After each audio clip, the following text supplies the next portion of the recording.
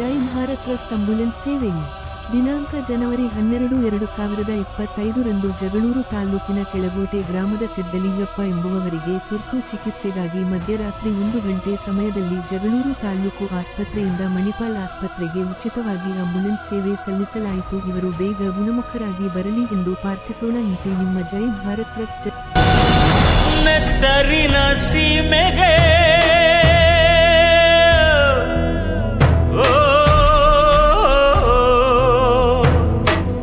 ಬಂದ ಪಾರಿವಾಳವೇ